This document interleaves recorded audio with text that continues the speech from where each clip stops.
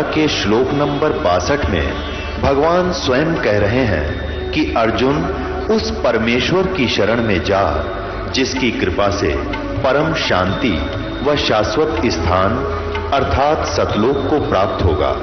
वो परमेश्वर कौन है, कहां है, कैसा है, जानने के लिए कृपया अवश्य सुनिए जगत गुरु तत्वदर्शी संत रामपाल जी महाराज के अमृत वचन। परम पिता परमात्मा पूर्ण ब्रह्म सारी सृष्टि के रचनहार कबीर परमेश्वर जी की असीम रजा से आप सभी पुण्यात्माएं परमात्मा की अमर कथा सुनने के लिए उपस्थित हुए। पुण्यात्माओं, सौभाग्य आपका, आपको ऐसे समय में मनुष्य जीवन प्राप्त है जो समय बहुत ही मुश्किल से सुलभ होता है। आप जी अभी अध्यात्म मार्ग से परिचित नहीं हैं। आपके शुभ संस्कार आपको यहां लाए हैं। अब धीरे धीरे आप इस ज्ञान से परिचित होते जाओगे। आप उस गए हुए समय को बहुत पछताओगे। सारा जीवन हमारे पूर्वज दादे परदादे इस रोजी रोटी के लिए ही पचकर मर गए। अंत में सभी कुल के कुल नाश हो गए और आज वो ना जाने किस प्राणी के शरीर में आज वो कष्ट उठा रहे होंगे। और यही स्पीड हमने पकड़ रखी थी, यही क्रियाएं हम कर रहे थे जब तक हमें ये ज्ञान नहीं हुआ था कि मनुष्य जीवन का एक वेरी इंपॉर्टेंट वर्क और है। और जो वेरी इंपॉर्टेंट काम था, घना जरूरी कार्य था मनुष्य जीवन का, उसको तो हम एक एक्स्ट्रा सा काम मान रखा था। 6 महीने में कभी चले गए अपने इष्ट धाम में, कोई त्योहार आया उस दिन कोई प्रसाद बना लिया और खा लिया, कभी थोड़ी बहुत कोई आरती मंत्र जैसे भी प्राप्त थे कर लिए। ये न तो कोई भक्ति थी, क्योंकि शास्त्र विरुद्ध होने से वो भक्ति भी नहीं थी, और न ही हमारी विशेष रुचि थी। आत्मा परमात्मा के बिना तड़पती रहती है, इसलिए वो कभी अंगड़ाई लेती थी तो काल ने ये 36 जाल बना रखे हैं। कोई तीर्थ बना दिया, किधर मंदिर बनवा दिया, कहीं पर ये नकली संत बैठा दिए बुआ बाई बकने वाले, तो हम वहां जाकर अपनी आत्मा को संतोष दिलाते थे कि हमने मत्था टेक लिया, 5.25 का प्रसाद बांट दिया और नाम ले लिया गुरुजी से, हमारा कल्याण हो ही जाएगा। ऐसा नहीं था। ये सब काल की भूल भुलैया और हमारे अध्यात्म अज्ञान का ही परिणाम था। तो यहां आने से आपको सबसे पहले अध्यात्म ज्ञान से परिचित कराया जाता है। इसके साथ साथ आप पर आने वाले सभी संकटों का भी निवारण परमात्मा करेगा, क्योंकि आप उसके बच्चे हो, आप उसके बेटा बेटी हो।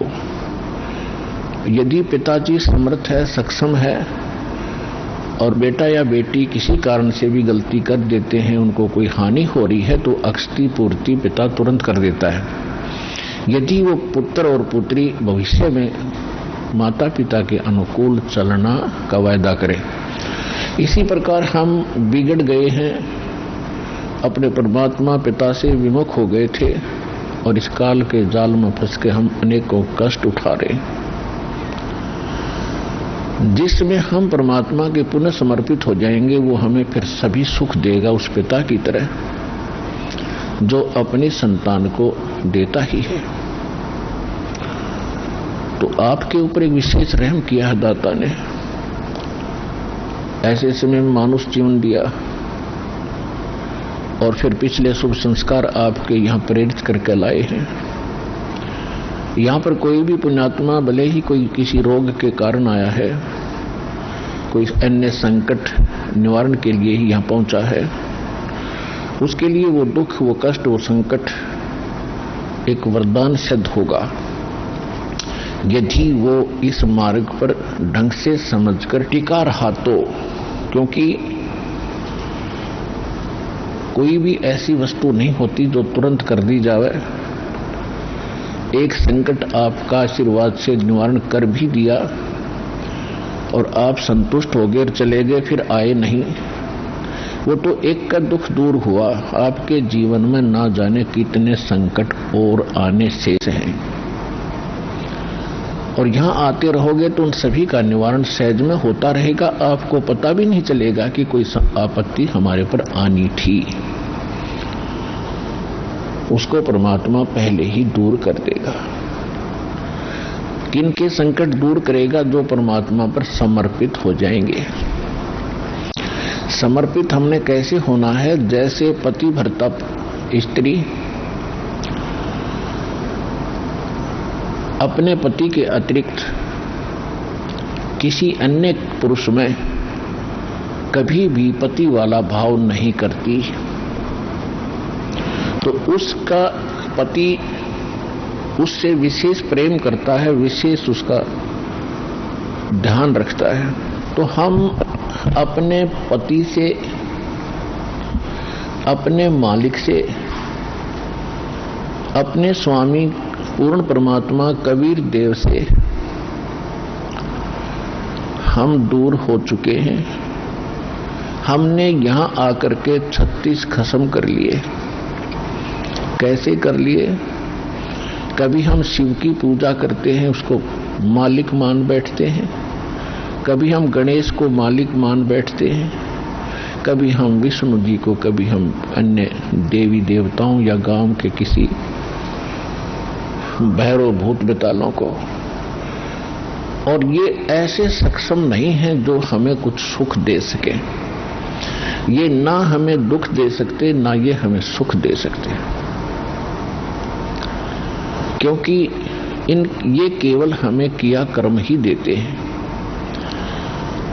और पूर्ण परमात्मा सत्य पुरुष कबीर देव, कबीर साहिब, ये हमारे सभी संकटों का निवारण करते हैं। ये सक्षम है। हमारे जीवन में आने वाले यानी प्रारब्ध में, किस्मत में किसी भी प्रकार का कोई संकट है, उसका ये निवारण सहज में कर देते हैं। ये कब करते हैं? जब हमारी आस्था 100% कबीर परमेश्वर में हो जाएगी और अन्य किसी भी देव से हम कोई भी वस्तु की डिमांड स्वप्न में भी नहीं करेंगे। किसी भी प्रकार का कोई संकट है तो अपने परमात्मा कबीर जी से ही हम अर्जी लगाएंगे हृदय से। कुछ समय के बाद आपका स्वभाव बन जाएगा इस ज्ञान और समाधान और इस भक्ति के कारण कि आप पर कुछ भी आपत्ति आवेगी, आप केवल हे बंदी छोड़, हे परमपिता परमात्मा कबीर साहिब, आपके मुख से यही निकलेगा। तो उस समय परमात्मा आपके साथ हो लिया। फिर उस आत्मा के जीवन सफर में कोई भी संकट, सफर के अंदर कांटे होते हैं रास्ते में, तो हमारे जीवन सफर में कोई भी कर्म, पाप कर्म रूपी कांटा होगा, तो वो परमात्मा ऐसे बुहार देगा जैसे पति भरता जमी पर जो जो धर है पाँव, समर्थ झाड़ू देते है ना काटा लग जावे। उस समर्थ को भूल कर हम परमात्मा से दूर होकर संसारिक लोगों से, संसारिक इन अधिकारियों से और इस 3 लोक के भगवान देवों से, हम इनसे अपना संकट निवारण की इच्छा करते रहे। ये हमारी अध्यात्म ज्ञान की जो है कमी थी, त्रुटि थी। और जब हम परमात्मा से ही सब कुछ डिमांड करेंगे, इनके ऊपर समर्पित हो जाएंगे, तो परमात्मा कहते हैं जिस समय आप गर्भ के अंदर थे उस समय आपके साथ कौन था? ना मां थी, ना पिता था, ना कोई अन्य सगा संबंधी था, अकेले आप और परमात्मा, बीच में कोई नहीं था। उस समय आप सीधी पुकार कर रहे थे, हे परमात्मा मुझे इस नरक से निकाल दे। मां के गर्भ में बहुत पीड़ा होती है, उस पीड़ा को हम बाहर आने से भूल जाते हैं, क्योंकि त्रिगुणमयी माया, इन तीनों गुणों के प्रभाव से हम बहुत ज्यादा प्रभावित होकर के अचेत हो जाते हैं। वो पिछली सब शुद्ध बुद्ध समाप्त हो जाती है। और परमात्मा आप कितना साक्षी है कि अंदर मां के पेट में आपको उसने पाला। मां के गर्भ से बाहर आने से पहले आपकी कैसी व्यवस्था कर दी, वो कितना चिंता करता है आपकी। दांत नहीं थे तो मां के स्तन में दूध भेज दिया, और उससे पहले एक टोपा दूध नहीं था मां के स्तन में। जो परमात्मा इतना भविष्य की आपकी चिंता करता है, और बाहर आकर के आप स्वयं इतने इंटेलिजेंट बन गए, चतुर बन जाते हो, धनी बनने के लिए, अपनी सुरक्षा करने के लिए, अपने को सुखी बनाने के लिए लोगों को लूटते हो, रिश्वत लेते हो, चोरी करते हो, डाके मारते हो। आप भगवान के विधान को भूल गए, आपको याद नहीं है। जो परमात्मा आपकी इतनी केयर टेक करता है, इतनी देखभाल पहले से चिंतित है, तो अब कौन सा वो दूर है आपसे। आपको केवल प्रारब्ध तो मिलेगा ही मिलेगा जो आपकी किस्मत में लिखा है, उसको तो उसको भी मिलेगा जो भक्ति नहीं करते। लेकिन भक्ति करने का उद्देश्य मूल यही होता है, आत्म कल्याण हो, और इस जीवन में हमारा कोई पाप कर्म हो, कोई कष्ट आना हो, उसका भी निवारण हो। तो उसका निवारण तो एक ही से हो सकता है, उस परम पिता परमात्मा पूर्ण ब्रह्म से। अन्य भगवान, अन्य ये देव वो संकट निवारण नहीं कर सकते। पाप के हमारे किस्मत में लिखे हुए कर्म को वो नहीं समाप्त कर सकते, वो भोगना ही पड़ता है। केवल कबीर देव, कबीर साहब, ये हमारे इन पाप का नाश कर सकता है, हमारे जीवन को सुखी कर सकता है। तो क्या बताते हैं, उस समर्थ की रीझ छुपाई, अब कुल कुटुंब से राता, गर्भ के अंदर बचन भरे थे, कहां गई वो बात।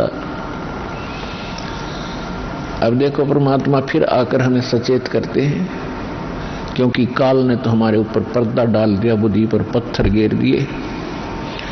मां के गर्भ से बाहर आते ही हम सब कुछ भूल गए, नए सिरे से पढ़ाई जाती है। ये तेरा चाचा, ये तेरी चाची, ये तेरी माँ, ये तेरे पिता, मामा, ये बुआ, और कै खे गे गेडे, ये नए सिरे से पढ़ाई जाते हैं। हम इतने जो है अचेत हो जाते हैं, और परमात्मा फिर आकर हमें फिर नए सिरे से याद दिलाते हैं कि उस समर्थ की रीझ छुपाई।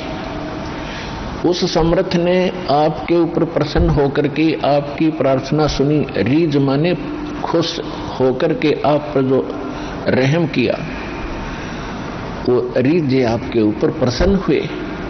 उस समर्थ की रीझ छुपाई, वो भूल गया तो उस मालिक के उस रहम को। अब कुल कुटुंब ते राता, अब भूल गया ये तेरा बेटा या कोठी या कार, ये मेरा, ऐसे वैसे सारा दिन इसी भूल भुलैया में जीवन नाश कर रहा है। और गर्भ के अंदर बचन भरे थे, कहां गई वो बात। अब परमात्मा याद दिलाते हैं, अब कहां गई वो तेरी बात। जब यूं क्या था मां के पेट में कि हे परमात्मा एक बार मुझे बाहर निकाल दे, कभी भी गलती नहीं करूंगा, आपकी याद गणी रखूंगा और आप पर पूरा विश्वास करूंगा। निर्वाह के लिए कार्य करते समय भी आपकी याद कभी नहीं भूलूंगा। और अब हम क्या करते हैं, केवल संसारिक इन कार्यों में सारा जीवन लगाते हैं। भगवान की याद तो कभी कोई चर्चा करता तभी आती है, ना तो स्वप्न में भी ना आती है हमारे को। तो उसके लिए क्या बताते हैं कि वो परमात्मा जब आपको मां के गर्भ में भी सुरक्षित रखता है, आपके बाहर आने से पहले आपके आहार के लिए मां के स्तन में दूध भेजता है, तो आगे आने वाले जीवन में जो तूने जैसा किया है उसमें क्या वो कमी करेगा? तो इस आधार से भी हमने उन बुराइयों से हट जाना चाहिए जो हम स्वयं धनी बनना चाहते हैं। चोर मिलावट करके, झूठ बोल के, चोरी करके हम इस तरह जो धनी बनना चाहते हैं, रिश्वत लेकर, तो ये हमारी भूल है। ये पैसा ऐसे एकत्रित किया हुआ आपके पास नहीं रहेगा। परमात्मा आप पर रहम करेगा और उसकी भक्ति सत्य करोगे तो जो प्रारब्ध है वो तो आपका मिलेगा, लेकिन उस प्रारब्ध के अंदर जो कांटे हैं कर्म के वो नहीं दुख देंगे, और फिर प्रारब्ध से अधिक भी देगा, क्योंकि परमात्मा के पास वो समर्थ है, उनके पास एक वीटो पावर है, वो केवल कबीर साहब के पास है। जैसी आपकी श्रद्धा और लगन देखेगा, विश्वास और दृढ़ता देखेंगे, तो आपको किस्मत से अधिक भी देंगे, अच्छा भी देंगे, और आपके पाप रूपी कर्मों के कांटों को भी वो पहले ही निकाल देंगे। आप तक तो आने भी नहीं देंगे। वो जब आप पर समर्पित हो जाओगे उनके ऊपर कैसे समर्पित होंगे? और फिर वो कैसे करेगा? जो पति भरता पति से राती, आन पुरुष नहीं भावे, बसे पीहर में सुरत प्रीतम में, ऐसे जान लगावे। कि जैसे पति भरता अपने पति से ही लीन रहती है, आन पुरुष अन्य पुरुष नहीं भावे, उसके मन में स्वप्न में भी नहीं आता अन्य पुरुष के प्रति कोई भी कुविचार। और यदि वो लड़की अपने मां के चली जाती है तो भी अपने पति की सुध वो मुख से नहीं बोलती, लेकिन अंदर से वो नहीं भूल पाती। ऐसे ही आप उस परम पिता पर आश्रित हो जाओगे। कहीं पर भी आप काम कर रहे होगे, किसी भी फील्ड में, चाहे दुकान, मजदूरी, किसानी या नौकरी, तो आप उसी लड़की की तरह उस पर अपने पति यानी कबीर भगवान को, परमात्मा को, उस मंत्रों को, उसके रहम को आप कभी भूल नहीं पाओगे। तो उस समय आपका नाता उस परम पिता से जुड़ चुका है।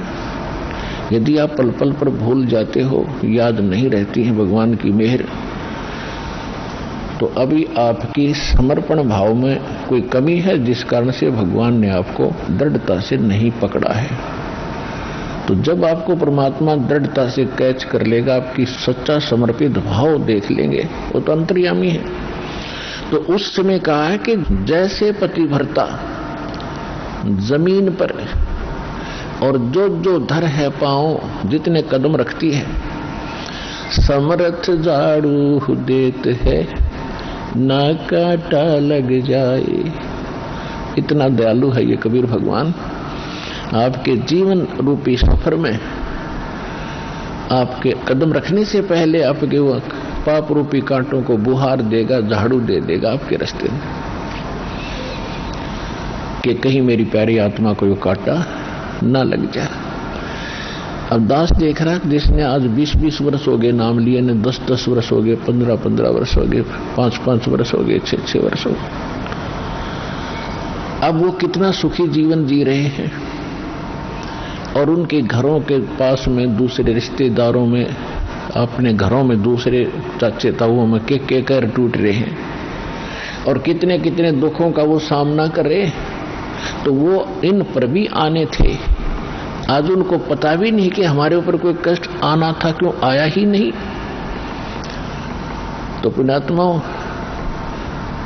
आज उन भक्तों से पूछकर देखना आप, क्योंकि आपको यहाँ इकट्ठा इसलिए किया जाता है, आपसे पहले लगे हुए बच्चे भाई बहन आपके भी यहाँ आते हैं और वो आपको अपना अनुभव सुनाते हैं कि हम ऐसे दुखी थे और जिस दिन से दीक्षा ली है, मालिक की शरण ग्रहण की है, हम पर कोई संकट नहीं आया।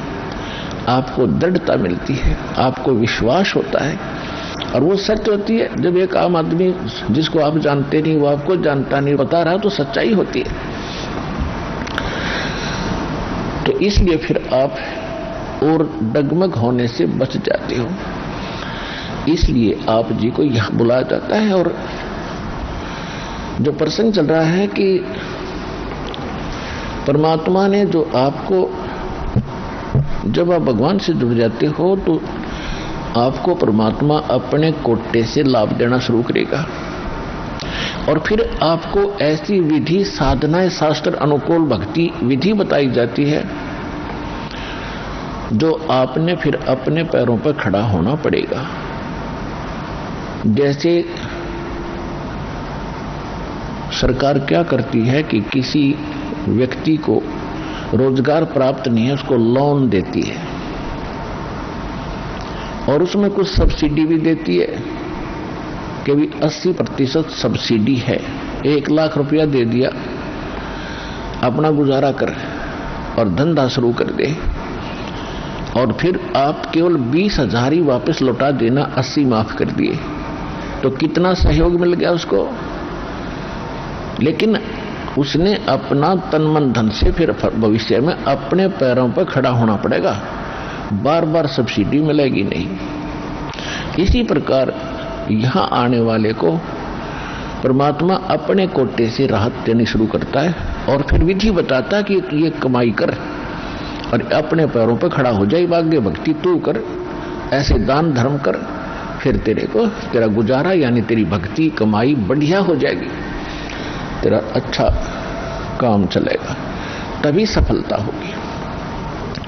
क्योंकि आपके भाग्य में सुख नहीं था, संकट थे, इसलिए तो आप पर कहर टूटे, दुख हुए। अब यहां आओगे आपको सुख मिलेगा, गारंटेड मिलेगा, आपकी आयु भी बढ़ाई जाएगी। परमात्मा कबीर साहब सक्षम है। लेकिन आप हृदय से चाहोगे, ऊपरले मन से आओगे तो उतना ही लाभ मिलेगा। आप हृदय से चाहोगे और समर्पित हो जाओगे परमात्मा से अतिरिक्त, इस कबीर साहब से अतिरिक्त कोई और इष्ट में आप स्वप्न में भी ध्यान नहीं लगाओगे, तब ये परमात्मा आपका हाथ पकड़ेगा। और समर्थ जब हाथ पकड़ लेता वो छोड़ता नहीं। तो इसलिए आप जी यहां आने से पहले इस ज्ञान को समझें और हमारे मूल उद्देश्य को समझें कि हम क्या बताना चाहते हैं। हम केवल यहाँ संकट निवारण और रोग निवारण के लिए नहीं बैठा दास, ये तो एक्स्ट्रा देते हैं आपको, ये तो आपको रूंगे में देते हैं, रूंगे में, ये सौदे में नहीं। हमारे सौदे में तो केवल जन्म और मरण के इस कहर को समाप्त करने का ये हमारा उद्देश्य है। कोटि जन्म तन भर मत होगे, कुछ ना हाथ लगा रे, कुकर सुकर खरवया बोरे, कौवा हंस बुगारे। कोटि जन्म तू राजा की न्या, मिटी न मन की आशा, भिक्षुक होके दर दर घूम्या, ये मिला न निर्गुण रासा। इंद्र कुबेर ईश की पदवी, ब्रह्मा वरुण धर्मराया, विष्णुनाथ के पुर को जाके तो फिर भी वापस आया। असंग जन्म तन मरता होगे, जीवित क्यों न मरे रे, 12 दर मद महल मठ बोरे, बहुर न दे धरे रे। 2 जग भिष्ट सभी ते देखे, राजपाट के रसिया, 3 लोक से तरपत नहीं, ये मन भोगी खसिया। सतगुरु मिले तो इच्छा मिटे, पद मिल पदे समाना। चल हंसा उस लोक पठाऊं, जो आदि अमर अस्थान। चार मुक्ति जहाँ चंपी करती, माया होरी दासी। दास गरीब अभय पद पर से, वो मिले राम अविनाशी। हमारा ये सौदा है, हम ये सौदा दे रहे हैं, हम ये सौदा बेच रहे हैं। कोटि जन्म तो भ्रमत हो गए और कुछ नहीं हाथ लगाए। एक करोड़पति व्यक्ति अपने हेलीकॉप्टर से आ रहा था, दुर्घटनाग्रस्त हो गया। उससे हेलीकॉप्टर से 1 मिनट में मृत्यु होगी, क्योंकि शास्त्र अनुकूल विधि साधना उनके पास थी नहीं।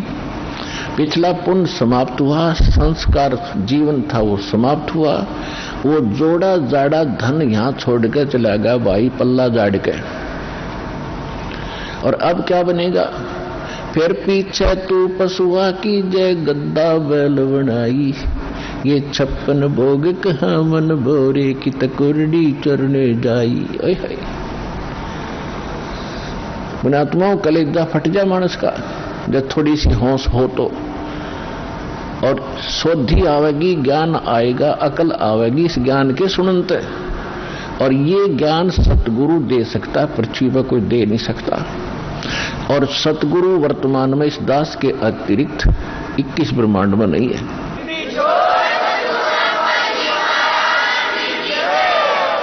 जो परमात्मा का कृपा पात्र हो। तो क्या बताया जा रहा है कि कोटि जन्म तन भ्रमत हो गए, कुछ नहीं हाथ लगाए। कुकर कुत्ता, शुकर सुअर, खरगदा और कौवा हंस बुगारे, ना जाने कितने पशु पक्षियों के शरीर आपने धारण किए, कितने कष्ट उठाए। राजा भी बना, देवता भी बना। आप जी को दास ने बहुत बार दिखाया है। महावीर जैन जी का इतिहास,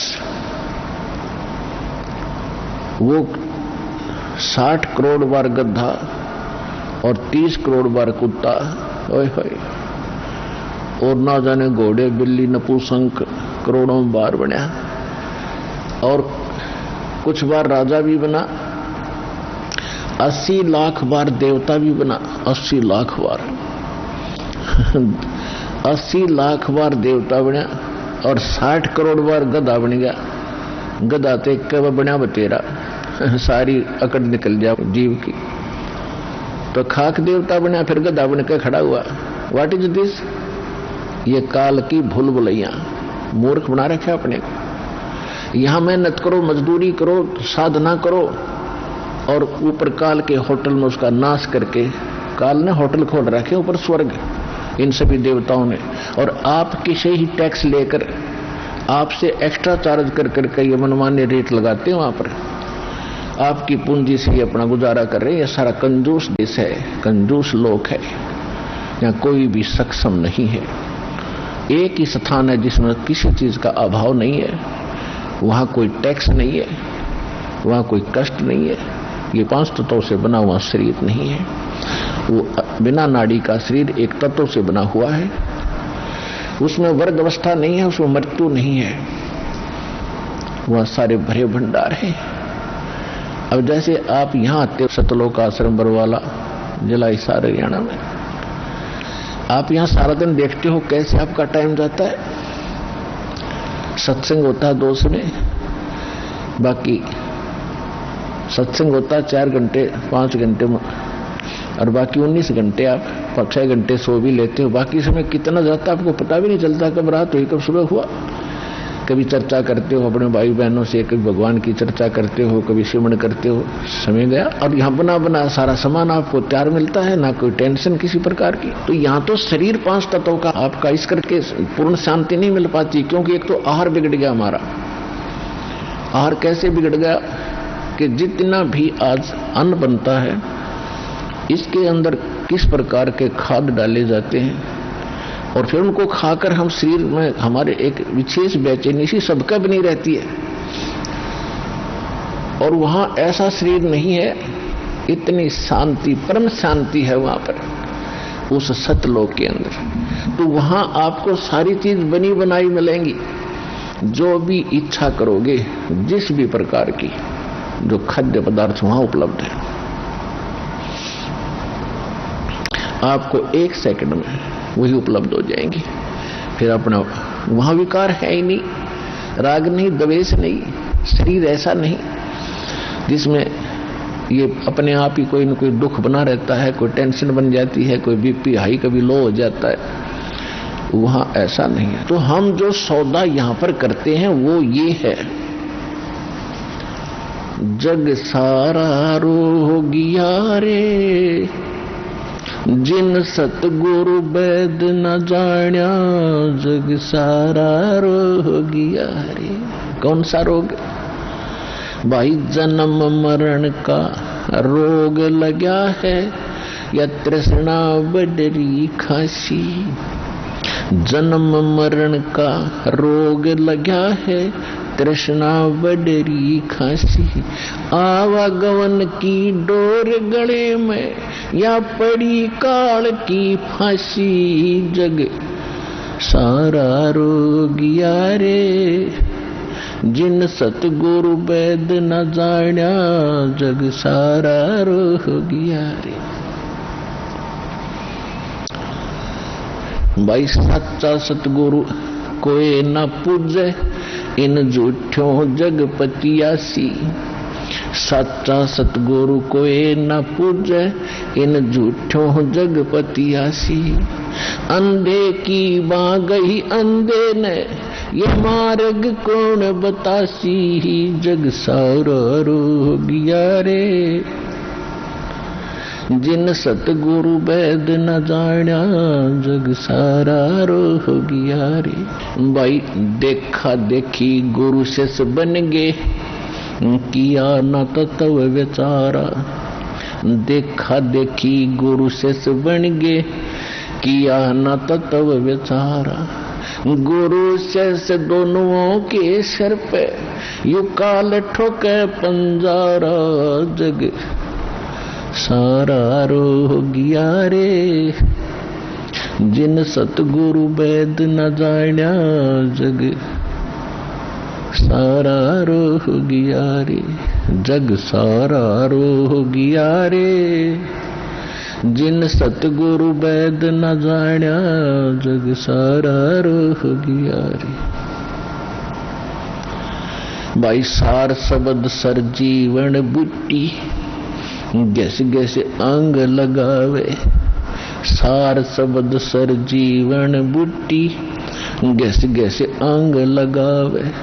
कहे कबीर तुम सत कर मानो, ये जन्म मरण मिट जावे। जग सारा रोगिया रे, जिन सतगुरु वैद न जाण्या, जग सारा रोगिया रे।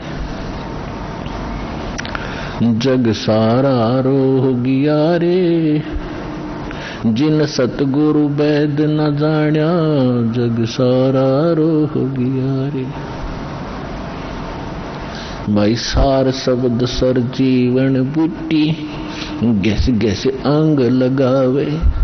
सार शब्द सर जीवन बूटी, गैस गैस अंग लगावे। कहे कबीर तुम सत कर मानो, ये जन्म मरण मिट जावे। जग सारा रोगिया रे, जिन सतगुरु वैद न जाण्या, जग सारा रोगिया रे। जग सारा रोगिया रे, जिन सतगुरु वैद न जाण्या, जग सारा रोगिया रे। परमात्मा ने बताया है कि पूरा विश्व ही जन्म मरण के रोग से ग्रस्त है। जैसा कि हम पहले इन नकली धर्म गुरुओं से ज्ञान सुना करते थे कि श्री कृष्ण जी ही श्री विष्णु जी हैं और शंकर ब्रह्मा विष्णु ये 3 अमर देवता हैं इनका जन्म मृत्यु नहीं होता, ये समर्थ हैं। और ये ब्रह्मा जी की पूजा को तो नहीं कराते थे, लेकिन विष्णु जी और शंकर भगवान की पूजा ये हमें करने का सलाह देते थे, राय देते थे। और इनको मृत्युंजय, कालज्ञ, सर्वेश्वर, अंतर्यामी, न जाने क्या क्या उपमा दिया करते थे। अब जब परमात्मा ने दया की हम पर, हमारे को सद्बुद्धि दी, हमें ये ज्ञान हुआ और विद्या दी, भगवान ने अक्षर ज्ञान कराया। अब हमने जब सदग्रंथों को देखा परमात्मा के उस ज्ञान की रोशनी में, उस तत्व ज्ञान से जब इनको जांचा तो क्या पाया? ये कहते थे श्री कृष्ण जी ने श्रीमद् भगवद गीता का ज्ञान अर्जुन को सुनाया, तो इससे भी भिन्न पाई वास्तविकता ये थी कि श्री कृष्ण के शरीर में युग काल बोला था। ये काल कौन था? ये 21 ब्रह्मांड का स्वामी है, ब्रह्मा विष्णु महेश का पिता है, दुर्गा देवी जी का पति है, और ये तीनों इनके पुत्र हैं, दुर्गा और इस काल भगवान के। फिर यदि हम ये माने कि श्री कृष्ण जी गीता का ज्ञान बोल रहे थे और श्री कृष्ण जी इज विष्णु, श्री कृष्ण जी विष्णु है ये इनके शब्दों में, तो वो श्रीमद् भगवद गीता अध्याय नंबर 2 के श्लोक 12 में, गीता अध्याय नंबर 4 के श्लोक 5 और 9 में, गीता अध्याय नंबर 10 के श्लोक नंबर 2 में खुद कहता है, अर्जुन तेरे मेरे बहुत जन्म हो लिए, आगे भी होते रहेंगे, तो नहीं जानता मैं जानता हूं। तो इनका भी जन्म मरण का रोग नहीं कटा, ये भी जन्म मरण के रोग से ग्रस्त है, तो इससे आगे फिर बचा ही नहीं जो अविनाशी हो। तो इसलिए परमात्मा का ये एक शब्द, एक लाइन पहली बार कोई सुनेगा तो उसको खटकेगा कि सारा जग जन्म मरण के रोग से ग्रस्त है। आज आपको पता चला कि सचमुच सभी जन्म मरण के रोग से ग्रस्त हैं, इनकी जन्म मृत्यु सदा होती आई है। और परमात्मा गारंटी देते हैं कि हमारे पास एक सार शब्द है, सार नाम है, उसके जाप करने से आपका एक गारंटीड है जन्म मरण मिट जाएगा, ये रोग कटेगा।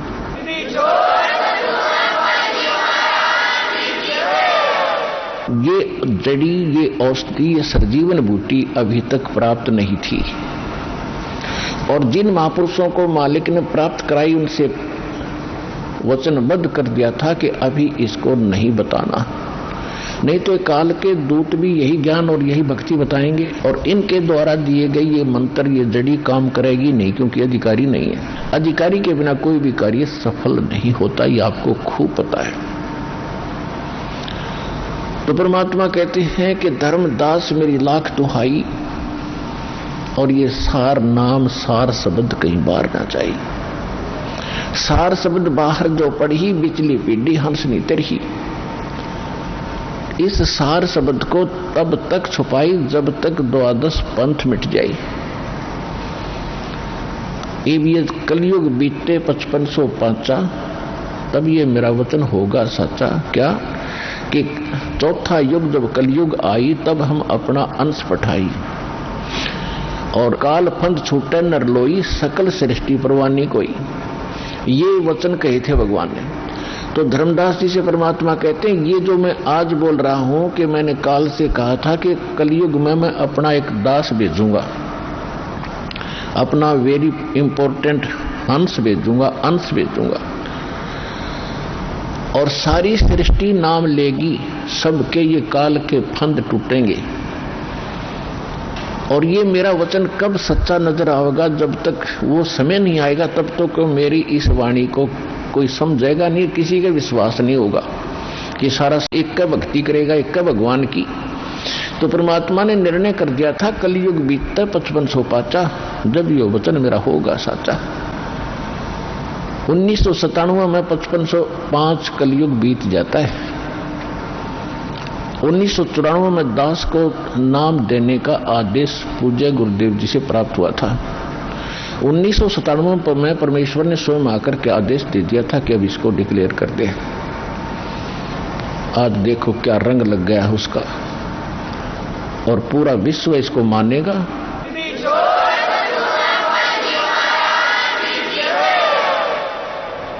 परमात्मा ने कहा था कि सोहम शब्द हम जग में लाए। सोहम शब्द तो बहुत पहले से डिक्लेयर कर रखा है, भगवान ने शिव जी को दे रखा है। शंकर भगवान इसी का जाप करते हैं, इनके शिष्य हुए थे। सोहम शब्द हम जग में लाए, लेकिन ये किसी वेद शास्त्र में नहीं है। सोहम शब्द ना गीता में, ना वेद में, ना पुराणों में। पुराण तो इनकी बनाई हुई है ऋषियों की, ये अगर वेदों से मेल नहीं खाती कोई यूज नहीं उनका। वेद प्राचीन ग्रंथ हैं, उनमें कोई सोहम नाम नहीं मिलेगा आपको। और परमात्मा ने आकर डिक्लेयर किया है, और यही ऋग्वेद मंडल नंबर 9 सूक्त 95 के मंत्र 2 में स्पष्ट किया हुआ है कि वो परमात्मा अपनी वाणी के द्वारा बोल बोल के ज्ञान सुनाता, सबको प्रेरित करता भक्ति के लिए, और वो भक्ति के गुप्त नामों का आविष्कार करके देता है। परमात्मा कहते सोहम शब्द हम जग में लाए और सार शब्द हमने गुप्त छुपाए। तो ये परमात्मा ने कहा कि सार शब्द सर जीवन बूटी, गैस गैस अंग लगावे, कहे कबीर तुम सत कर मानो, ये जन्म मरण मिट जावे। ये सार शब्द से मिटना था जन्म मरण, और ये अभी तक गुप्त रखनी थी। तो अब ये वो समय आ गया है कि आपका ये जन्म मरण का रोग नाश होगा। तो हमारा उद्देश्य है, यहाँ पर जो मूल सौदा हम बेचते हैं, हम जो देते हैं आपको, जो सौदा करते हैं आपसे कुछ नहीं लेते, आपसे केवल समर्पण होना ही हम मांगते हैं कि परमात्मा पर समर्पित हो जाओ। और इस भक्ति को जो मंत्र आपको दिए गए सारे, अब कहने का भाव ये है कि और जो दूसरे आपके संकट हैं, ये तो हम आपको वैसे निवारण करेंगे। जैसे रूंगा बोलते हैं, रूंगे में देंगे, रूंगे में, वो सौदे में नहीं आता रूंगा, वो तो एक्स्ट्रा दिया जाता है। जैसे पुराने समय में, अब तो वो समाप्त होगी सिस्टम। पहले गांव में इतनी दुकानें नहीं होती थी, बाहर के फेरी लगाने वाले आते थे, कोई टिंडे बेचा करता, कोई घिया, कोई तोरी, कोई आम या कोई बेर बेचने वाले आते थे। तो हमारी दादी जी एक बेला भर के, कटोरा भर के गेहूं का या चनों का जो भी उपलब्ध होती थी, कणक, किसान घर में जन्म था हमारा, और वो ले जाती थी, पूछती थी भाई कैसे देता है ये, जैसे टिंडे कैसे देता है सब्जी के लिए। तो कहता था ताई गेहूं के 2 बार देता हूं, 1 प्लेट में गेहूं डाल दिए और 2 बार उसके इक्विवेलेंट उसके बराबर टिंडे तोल कर डाल दिए, सौदा हो गया, बराबर हो गया जो सौदा था।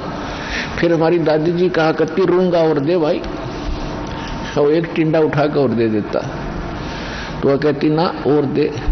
आइए अब हम उन श्रद्धालुओं के अनुभव जानते हैं जो जगत गुरु तत्वदर्शी संत रामपाल जी महाराज जी से दीक्षा प्राप्त कर चुके हैं तथा उनके द्वारा बताए गए भक्ति मार्ग पर चल रहे हैं। सर क्या नाम है आपका? मेरा नाम मनोज शर्मा है।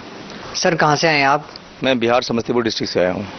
सर संत रामपाल जी महाराज से जुड़े हुए आपको कितना समय हो गया? सर मुझे संत रामपाल जी महाराज से जुड़े हुए 22 सितंबर 2015 को 3 साल हो गए। संत रामपाल जी महाराज की शरण में आने से पहले आप क्या साधना करते थे?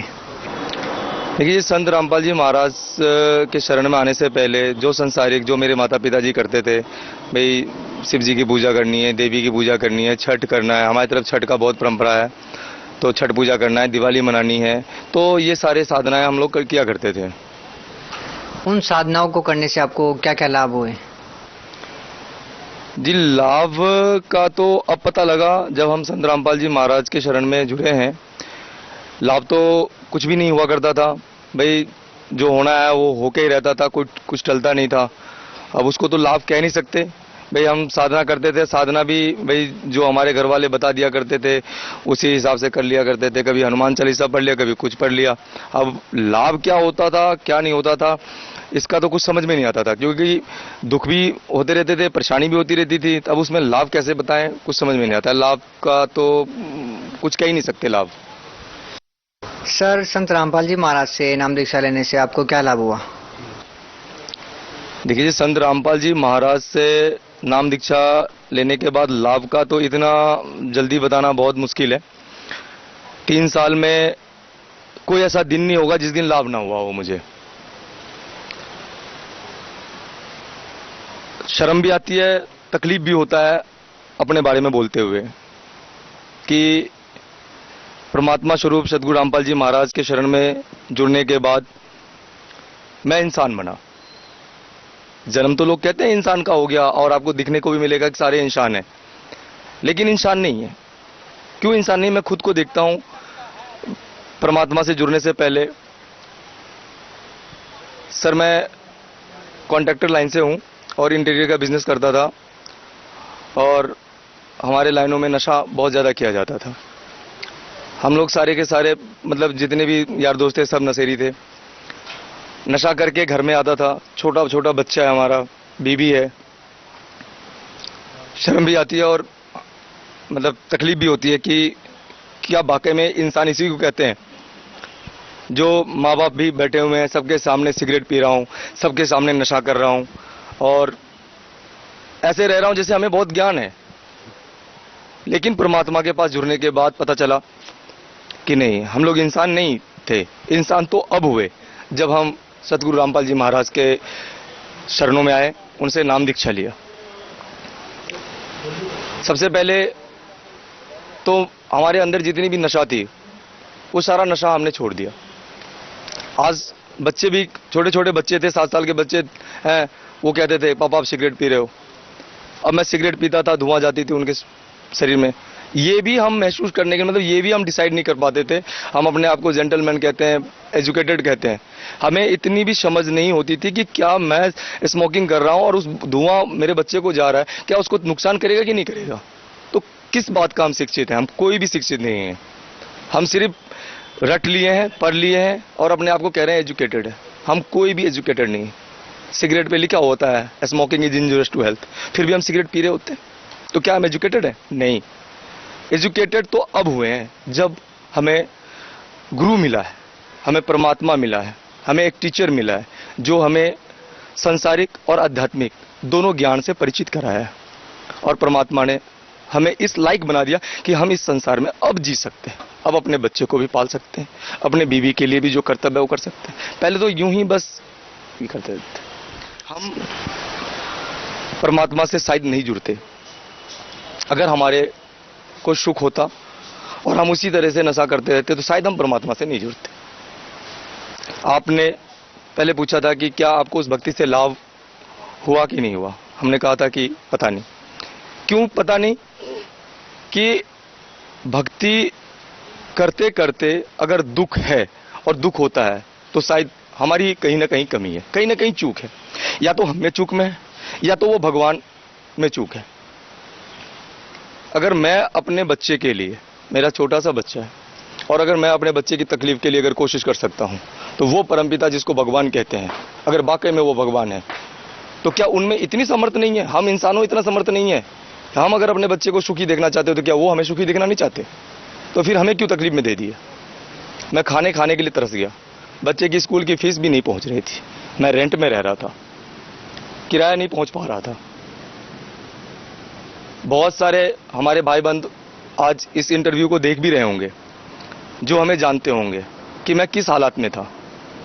अचानक परमात्मा की कृपा हुई और एक भाई ने मुझे ज्ञान गंगा पकड़ा दिया और उस ज्ञान गंगा को पढ़ के मैं परमात्मा के शरण में जाके जुड़ गया।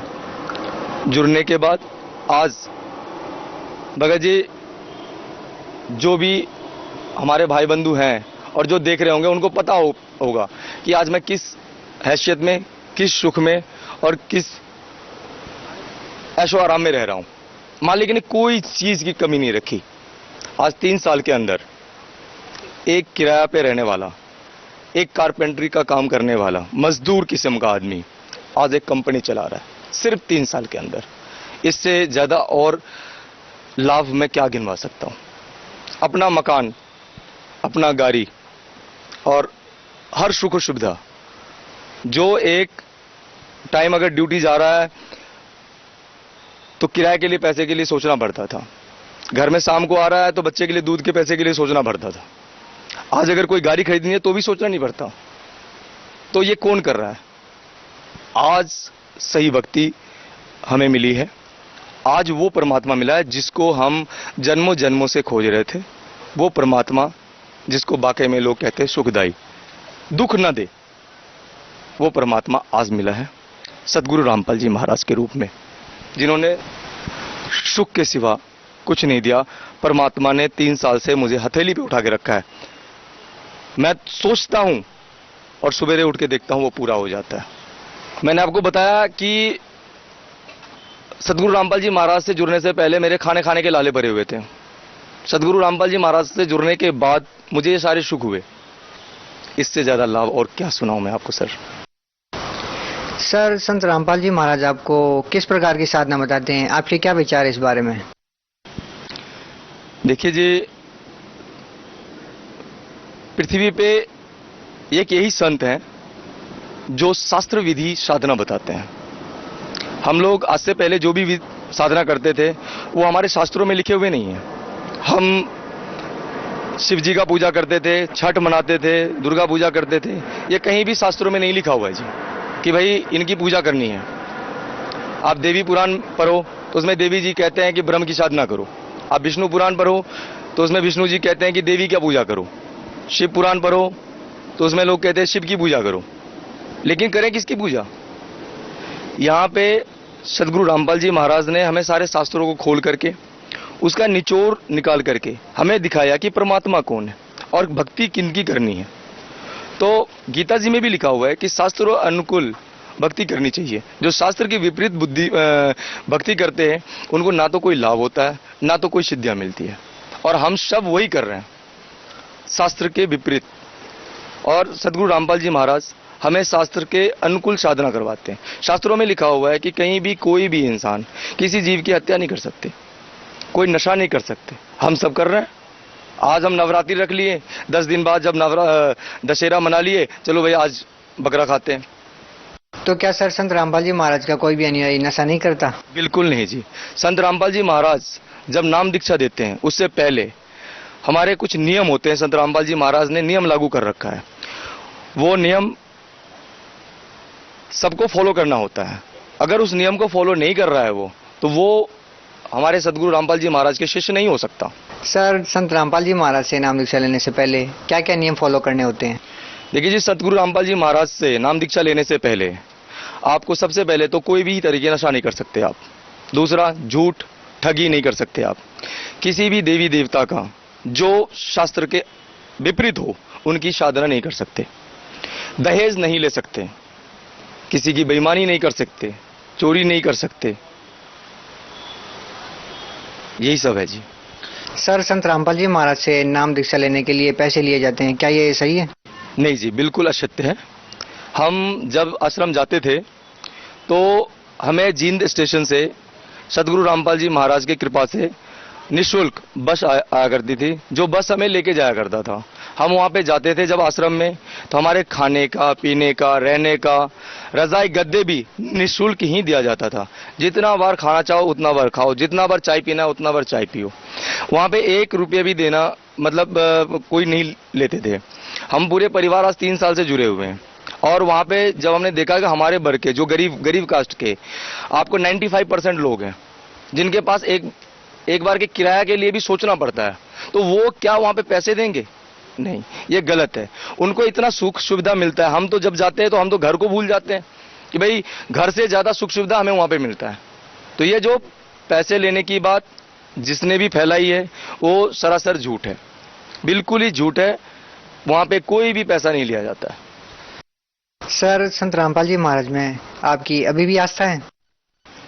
विश्वास बना है, बना रहेगा, और जब तक धरती पे रहूंगा तब तक वो परमात्मा ही रहेंगे हमारे। और विश्वास हम में क्या, हमारे जितने भी भगत हैं सब में बना हुआ रहता है। जब परमात्मा का पेशी होता है तब हम वहां जाते हैं लिए। तो अगर बना हुआ नहीं रहता तो क्या मिलने के लिए जाते, या कोई मिलने के लिए जाता? नहीं जाता। आज भी हमें पता है घर में जो रह रहे हैं, हमें हमारे घर के अंदर हम रह रहे हैं तो हमारे घर के बारे में हमें ज्यादा पता होगा, ना कि बाहर वाले को पता होगा। तो हमें पता है कि हमारा बाप कैसा है, क्या है हमारे बाप में कमी है कि क्या हमारे बाप में अच्छाई है। वो तो लगाएंगे ना जब सबकी रोजी रोटी मर रही है। भाई आपको जब आपकी बिजनेस बंद होगी तो आप मेरे ऊपर आरोप तो लगाओगे। भाई जब ये शास्त्र के विरुद्ध सारे जितने भी संसार में हैं सब साधना चला रहे हैं, और जब हमारे गुरुजी शास्त्र के अनुकूल साधना सुना रहे हैं, तो उनकी दुकानें तो बंद हो रही ना। तो उनकी दुकान जब बंद होगी तो वो जितने भी हैं वो तो लगाएंगे ना आरोप। भक्त समाज को क्या संदेश देना चाहते हैं? देखिए जी, भक्त समाज जो अब की पीढ़ी है, देखिए पहले तो अशिक्षित थे, अब की जो पीढ़ी है वो सारे एजुकेटेड है, और एजुकेटेड लोगों को ज़्यादा समझाने की जरूरत नहीं पड़ती है, वो खुद डिसाइड कर सकते हैं। लेकिन डिसाइड कब करेंगे? जब हम उस चीज़ को देखेंगे, पढ़ेंगे, तभी जाके हम डिसाइड कर सकते हैं। आप एजुकेटेड हो, हम एजुकेटेड हैं, तो हमें ज़्यादा देर नहीं लगेगी सच को जानने के लिए। तो परमात्मा की कृपा से साधना चैनल पे परमात्मा की सत्संग प्रतिदिन 7:40 रात्रि में आती है। आप एक बार उनको देखिए, ठीक है? अगर आपको नहीं समझ में आती है तो कोई बात नहीं, अगर गलत समझ में आती है तो कृपा करके हमें भी बताइए, मीडिया के माध्यम से बताइए कि हाँ भाई आपके गुरुजी ने या सदगुरु रामपाल जी महाराज ने इस जगह पे गलत बताया। परमात्मा का तो सिर्फ एक संदेश है कि हम सब मिलकर के जो समाज है, समाज को सही परमात्मा और सही भक्ति प्रदान करें। अगर हम में कोई गलती है तो परमात्मा तो हमेशा कहते हैं, परमात्मा ने साधना चैनल के माध्यम से सारे जितने भी गुरु पद पे बैठे हुए हैं और जितने भी शास्त्रों का अध्ययन किया है, उन सबसे प्रार्थना की थी कि भाई आप सब हमारे साथ दीजिए, अगर हम में कोई गलती है तो हम उसको सुधारेंगे, और अगर आपकी गलती है तो आप सुधर जाओ, जिससे कि कोई भी संसारिक लोग भ्रमित ना हो और वो सही भक्ति करके सुख सुविधा ले। मैं चाहता हूं कि जिस तरह से भाई मेरे, मैं दुखी हुआ, और अगर मुझे परमात्मा नहीं मिलते तो शायद आज तो मैं मर चुका होता, क्योंकि दुख बहुत ही दुखद होता है। बर्दाश्त करना, सुख तो बहुत अच्छी बात है भाई, सुख है हमारे को, कोई दिक्कत नहीं, कुछ भी करो, लेकिन जब दुख आती है तो भाई अच्छे अच्छे रिश्तेदार भी पीछे को मुड़ जाते हैं। तो भैया सुख ही तो अपने ही दे सकते हैं, और अपना तो परमात्मा है। तो भाई सदगुरु रामपाल जी महाराज परमात्मा स्वरूप में आए हुए हैं, यही पूर्ण परमात्मा है। और हमें भक्त समाज से रिक्वेस्ट है कि वो ज्यादा नहीं, एक बार सत्संग तो देखे, 10 दिन 15 दिन में समझ में आएगा। देखिए जी, मेरे ससुर जी थे, और उनको जब मैंने बताया कि भाई ऐसे ऐसे बात है, हमने नाम दीक्षा ले ली, तो बोला उसमें फायदा क्या हुआ कि भाई मैंने दारू पीना छोड़ दिया। तो हमारे ससुर जी बहुत सुखी हुए कि भाई हमारी बेटी तो सुखी हो गई। उसके बाद उनको बोला कि भाई आप भी नाम ले लो, उन्होंने भी नाम ले लिया। नाम लेने के बाद वो बहुत परेशान रहे, बोले तुमने नाम दिलवा दिया, मेरे को तो यही समझ में नहीं आया कि भाई कबीर जी परमात्मा, भाई आपके गुरु जी बता रहे कबीर जी परमात्मा। मैंने बोला पिताजी एक काम करो, आपको परेशानी हो रही है, कोई बात नहीं, आप कुछ दिन सत्संग देखो, आप सब चीज को भूल जाओ, आपने हमारे गुरुजी से नाम लिया है वो भी भूल जाओ, आप सत्संग देखो, 15 दिन महीना दिन देखते रहो आप सत्संग, उसके बाद आप बताना मुझे, अगर आपको दिक्कत हो तो आप छोड़ देना बेशक नाम। 15 दिन के बाद हमारे ससुर जी जब आए दोबारा दूसरी हाजिरी लगाने के लिए आश्रम में, तो बताया कि भाई हमें तो बिल्कुल समझ में आ गया कि कबीर ही परमात्मा है। तो शास्त्रों में जब प्रमाणित है जो चीज, देखो हमें तो देखो भैया शिक्षित समाज को तो एक चीज समझना चाहिए, सबसे पहले समझना चाहिए कि हमें पब्लिक के बातों में नहीं रहना चाहिए या किसी की बातों में नहीं रहना चाहिए। भाई परमात्मा ने कह रखी कि शास्त्रों के अनुकूल भक्ति करना है, तो शास्त्रों में भाई जिनके बारे में, परमात्मा के बारे में जो प्रमाण है और जिनको कह रहा है कि ये परमात्मा है, शास्त्र जिनको कह रहा है ये परमात्मा है, हमें तो चुपचाप उनको मान लेना चाहिए कि वो परमात्मा है। तो भाई भक्त समाज से यही रिक्वेस्ट है हमारा कि वो साधना चैनल पे गुरुजी का सत्संग देखे, या हमारा जो नंबर टीवी पे आता है उस नंबर से ज्ञान गंगा पुस्तक मंगवाएं, उसको अध्ययन करें, वो सारे वेद शास्त्रों से प्रमाणित है। अगर उसमें कहीं भी गलती है तो हमें बताएं, और अन्यथा उसको देख करके अगर उनको समझ में आता है तो सदगुरु रामपाल जी महाराज से नाम दीक्षा लेकर के जैसे मेरा कल्याण हुआ वो खुद का भी कल्याण करवाएं।